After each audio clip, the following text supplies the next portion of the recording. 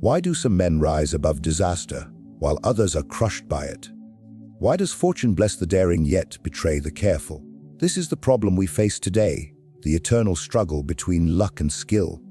Can we truly control fortune, or must we kneel before her whims? Let us turn to Machiavelli, who reveals not how to escape her grasp, but how to master her by force, by foresight, and by skill.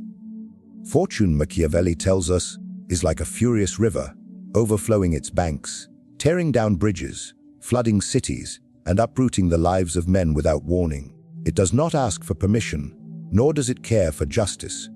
Fortune strikes where it pleases, and those who have not prepared find themselves washed away in an instant. This is the harsh truth that men fear, for it robs them of certainty.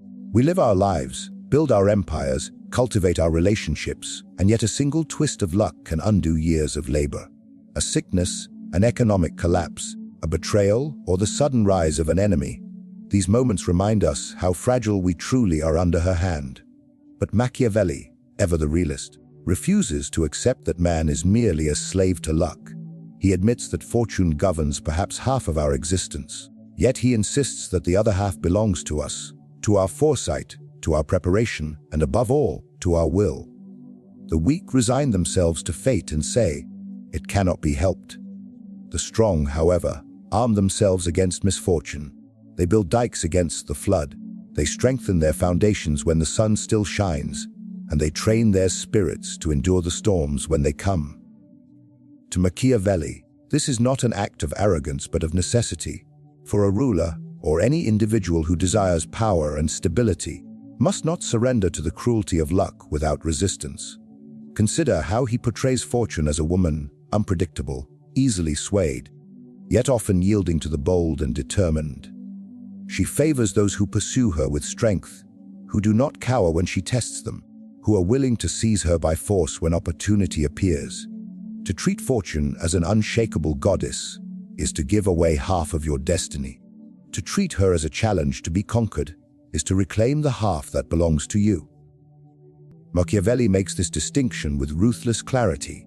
Life is not about escaping misfortune, but about meeting it prepared and bending it to your advantage. This tyranny of fortune exposes the central problem of human life. We suffer because we confuse what we can control with what we cannot. When fortune strikes, the man without preparation falls into despair, blaming the heavens, fate, or his enemies. Yet the man who understands Machiavelli's teaching knows that fortune will strike eventually. It is only a matter of when, and so he does not live in illusions. He builds with the knowledge that rivers will flood, enemies will conspire, and time itself will turn against him. The difference is not in whether disaster comes, but in whether one has laid the ground strong enough to endure it. History is filled with examples that echo this truth. Entire kingdoms have fallen not because fortune was cruel, but because leaders were blind to her signs. Princes who grew complacent in peace, who spent lavishly without securing their defenses, who believed prosperity was permanent. They all learned too late that luck is a fleeting ally. And yet those rulers who saw beyond the surface, who used times of abundance to prepare for scarcity, often emerged stronger after the flood. Fortune destroys the unprepared, but she sharpens the cunning, granting them the chance to rise where others have collapsed. In this sense, fortune's tyranny is both a curse and an invitation. She reminds us that no man is safe from change, but also that skill and vigilance can tame her wildest storms. The prince who strengthens his armies in times of peace, who binds loyalty when all seems calm, who invests in wisdom before the crisis arrives. Such a man is not easily undone, for while others are swept away by her floods, he stands firm upon the walls he built long before the waters rose. Thus, when we speak of fortune's tyranny, we do not merely describe chaos. We describe the battlefield upon which every human life is tested. The weak call it fate, the strong call it opportunity. Machiavelli does not offer comfort, he offers clarity. Fortune will always threaten to undo us, but she only triumphs where men surrender their will.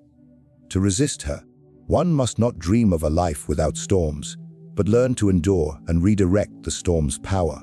And it is here that we find the path to the next lesson. For if fortune is a raging river, Then skill becomes the art of building the walls that contain it, the foresight that channels its force, and the discipline that transforms her chaos into the foundation of strength. To resist the cruelty of fortune, Machiavelli urges us to understand that skill is not the denial of her power, but the means by which we wrest control from her hands. Preparation is not born in the moment of crisis, it is forged long before the storm arrives. The wise do not wait for the river to overflow before thinking of dams, nor do they wait for the enemy to march before strengthening their walls. Instead, they build in silence when the world seems calm, because they know that calmness is the very disguise fortune wears before she strikes. This is why the greatest princes in history, and indeed the greatest men, devoted themselves to foresight and discipline, preparing for battles they might never fight, for disasters they might never face. By doing so, they reduced fortune's strength and turned her from an unpredictable tyrant into a foe they could withstand. Machiavelli draws our attention to the truth that fortune punishes the negligent more than she blesses the vigilant.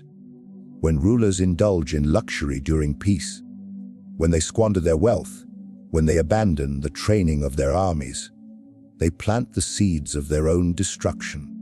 For fortune loves to test men in their moments of weakness, when they least expect it, when their eyes are dulled by comfort. But the prepared man, the man who anticipates, finds in those same moments a chance to rise. Preparation transforms misfortune into opportunity, because when others fall, he is already standing on the higher ground.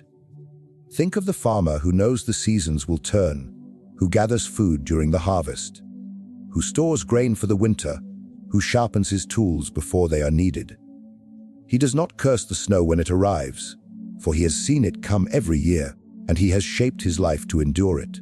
The unprepared man, however, is always surprised, always desperate, always blaming forces outside himself.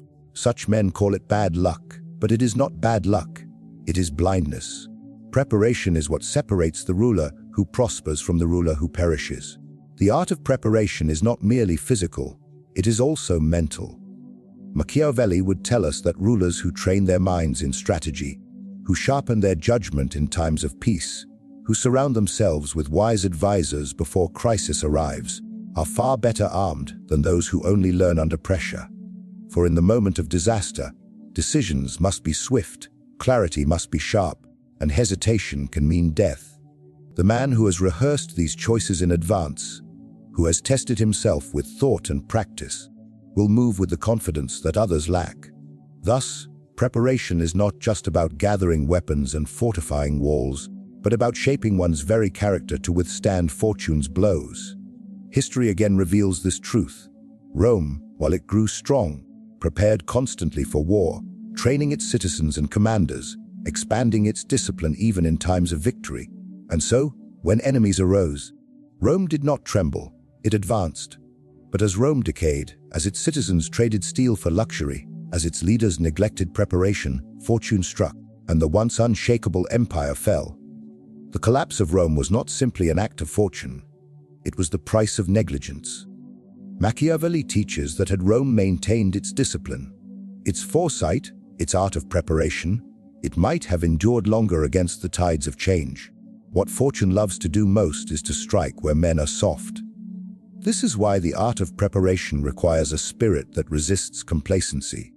It is tempting to enjoy moments of peace without thought of tomorrow, but Machiavelli warns us that peace is the most dangerous illusion. In peace, men grow careless. In peace, leaders become distracted. In peace, the very walls of defense begin to crumble, because no one believes they will ever be needed again. Yet it is precisely during peace that a wise man builds, trains, and plans. When war or disaster comes, he is ready. When fortune tests him, she finds not a victim but an adversary. Preparation, then, is the subtle enemy of fortune, for it reduces her power. She can still strike, but her blows land softer, her floods are contained. Her cruelty is turned into a test rather than a sentence. Skill is the force that limits her reach, and preparation is the foundation of skill. But preparation is not only about caution, it must also meet the energy of boldness. For while foresight builds the walls that resist fortune, Audacity gives us the courage to strike when she opens a door. And it is here that Machiavelli leads us into his next lesson, where he reveals that fortune herself, despite her violence and unpredictability, has a preference. She favors the bold, the daring, and those who risk more than others would dare. Machiavelli, with the sharpness of a man who observed the fall of republics and the rise of tyrants, insists that fortune has a nature of her own, a temperament that leans toward boldness. He describes her as a woman who must be dominated, pursued with vigor, and compelled by force, for she yields more readily to the daring than to the cautious. To live timidly, waiting for events to arrange themselves, is to surrender before the contest begins. Fortune, ever restless, does not reward hesitation. She mocks it, passes it by, and hands her treasures to the one who dares to seize them. Boldness becomes not just a strategy, but a necessity for those who wish to overcome the unpredictable storms of life. But here lies a paradox, one that Machiavelli delights in exposing. Boldness without calculation, without preparation, becomes recklessness. A prince who rushes blindly into danger may enjoy a brief moment of triumph, but fortune punishes fools as much as cowards. The secret lies not in one extreme or the other, but in the mastery of balance. Courage that is informed by foresight, daring that is guided by discipline, audacity tempered with prudence. A ruler who understands when to strike boldly and when to wait cautiously possesses a kind of power that confuses his enemies and compels respect. Consider the generals of old. Alexander the Great advanced with boldness, taking risks that others feared, moving with speed and confidence that disoriented his foes. Yet his boldness was never divorced from preparation. His army was trained to perfection, his strategies carefully devised, his logistics precise. It was this union of audacity and discipline that allowed him to conquer lands thought unconquerable. Had he been bold without preparation, he would have been destroyed. Had he been cautious without daring, he would have remained forgotten. The greatness lay in knowing when to act as a lion and when to wait like a fox. Machiavelli argues that in times of uncertainty, boldness often has the advantage, for hesitation leads to paralysis. When a decision must be made, the cautious man waits for more signs, more assurances, more clarity. But fortune seldom offers such luxuries. She opens her doors only for a moment, and then they close forever. The bold man, even if he stumbles, often gains more than the cautious man who never moves. For boldness commands attention, stirs fear in rivals, and creates momentum that fortune herself cannot ignore. The cautious, meanwhile, become spectators in their own fate. Yet Machiavelli does not deny the usefulness of caution. He warns that boldness must be chosen with care, directed with precision, and never confused with recklessness. To strike boldly at the wrong time is as fatal as failing to strike at all. True wisdom, then, lies in adaptation. When the world demands aggression, the cautious man is destroyed. When the times call for patience, the reckless man is undone. The greatest rulers are those who read the times, who sense the changing winds, and who shift their nature accordingly. They are not bound by a single temperament. They mold themselves to the necessities of the hour. Here we find Machiavelli's deeper lesson. Fortune favors the bold not because boldness is always right, but because boldness seizes the possibilities that hesitation forfeits. Even when boldness fails, it often fails with honor, teaching lessons that feed future victories. Caution, when excessive, leaves nothing but regret and the bitterness of missed chances. To control fortune, then, is to learn the art of decisive movement, to know when to leap and when to wait, but never to live frozen in fear. The power of boldness lies also in its effect on others. Men admire the daring, they rally behind those who risk. They are drawn to the leader who seems fearless in the face of fortune's cruelty. Boldness builds reputation, and reputation itself becomes a shield stronger than steel. The cautious man, though perhaps wise in his own mind, inspires little confidence, for followers see hesitation as weakness. Thus, boldness not only conquers fortune, but also captures the hearts of men, multiplying a ruler's strength through the loyalty of those who believe in him. And so Machiavelli drives us toward an undeniable truth. To resist fortune is to prepare with discipline, but to conquer her is to act with boldness when the moment demands. The prince who waits too long loses his chance, the one who acts too soon courts ruin, but the one who marries preparation with daring bends fortune to his will. This tension between caution and audacity is not a puzzle to be solved once, but a constant trial, a battlefield where the ruler must adapt again and again. For fortune is not static. She shifts her ground, she changes her nature, she tests with new challenges, and only the adaptable man survives her endless trials. And thus, from boldness and caution, we arrive at the greater mastery. Adaptation, the true mark of skill, where man learns to shift his own nature as quickly as the times demand. Machiavelli's wisdom reaches its sharpest edge when he speaks of adaptation, for he knew that no single quality, no fixed strategy, no rigid way of being can withstand the ever-changing tide of fortune. Men who cling too tightly to one path, whether of boldness or caution, of cruelty or mercy, of generosity or frugality, are eventually destroyed when the times demand the opposite. Fortune does not reward the consistent man. She rewards the adaptable one, the man who can bend without breaking, who can shift his nature as easily as he shifts his tactics, who can abandon what no longer serves him and embrace what the moment requires. In this lies the greatest form of skill, not in the perfection of one approach, but in the mastery of many, applied with precision to the needs of the hour. Imagine the world as a stage of constant transformation. The seasons change, alliances shift, enemies rise and fall, prosperity turns to famine, peace collapses into war. A man who insists on always being cautious will falter when boldness is needed. A man who insists on always being bold will stumble when patience is the wiser course. Adaptation is the bridge between extremes, the art of knowing not only what to do, but when to do it. Machiavelli admired leaders who could transform themselves with the times, becoming fierce when the world demanded lions and cunning when the world required foxes. Such men do not cling to identity, they cling to survival and to victory.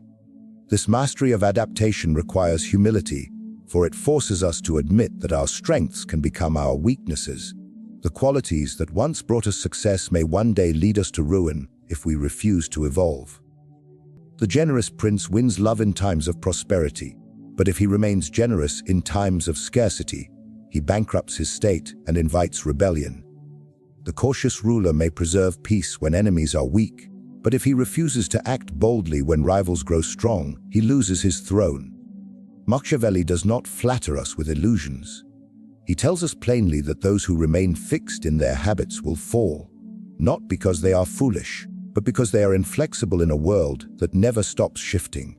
History, again, provides us with examples both triumphant and tragic. Cesare Borgia, whom Machiavelli admired, was ruthless when consolidating power, yet merciful when unity was needed.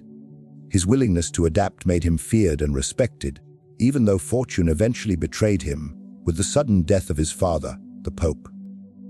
Contrast this with rulers who refused to bend, kings who clung to outdated traditions, generals who fought the last war instead of the current one, statesmen who tried to preserve decaying systems instead of shaping new ones. They became relics, swept away not only by fortune but by their own rigidity. The lesson is clear. The man who adapts writes his own future, while the man who refuses adaptation is written out of history. Adaptation is not the same as weakness or indecision. It is not the act of bending to every wind or following the opinion of the masses. True adaptation is guided by judgment, by the ability to discern what the times demand, and by the courage to alter one's course without hesitation. It requires strength to abandon a trusted method, to change one's nature, to embrace qualities that may feel uncomfortable or even unnatural.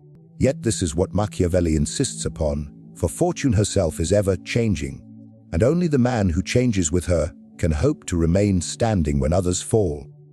This mastery through adaptation also reveals something deeper about power. It is never permanent, never secure, never immune to the chaos of life. Power must be maintained not by clinging to what worked yesterday, but by constantly shaping oneself anew for tomorrow. The adaptable man understands that each day is a test, that fortune demands new answers, and that survival belongs to those who refuse to be defined by one single nature. For just as fortune is unpredictable, so too must the wise man be unpredictable, a moving target she cannot easily strike down. And so we return to Machiavelli's central truth. Half of life belongs to fortune, but the other half belongs to us. Skill, preparation, boldness, and above all, adaptation. These are the tools by which we resist her tyranny and carve a destiny of our own design.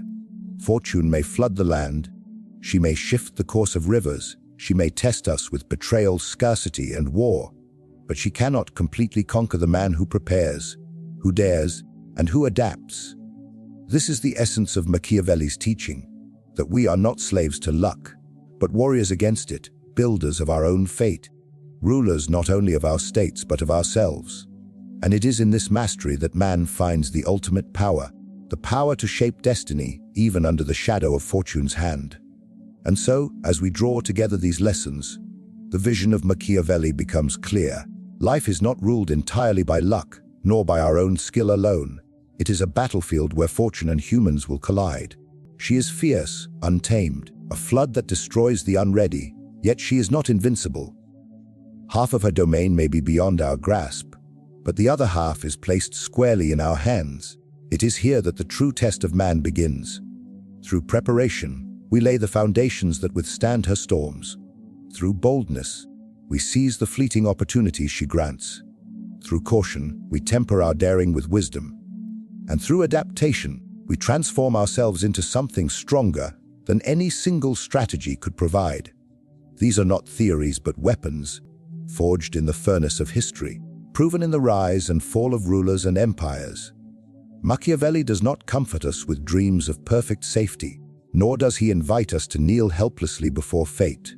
Instead, he calls us to stand, to resist, to shape the world with our own hands. Fortune will always strike. She will test our strength. She will reveal our weakness. She will strip bare the illusions we cling to. But she does not command absolute rule. The man who prepares, who dares, who adapts, bends her violence into opportunity and carves order from her chaos. This is the essence of control, not to escape fortune, but to master her. Not to live without storms, but to become the kind of soul that turns storms into pathways. And so, the question is left for us: will we live as victims of chance, or will we rise as masters of our own destiny, seizing the half that belongs to us with the courage Machiavelli demanded? For in the end, fortune belongs not to those who wait, but to those who take.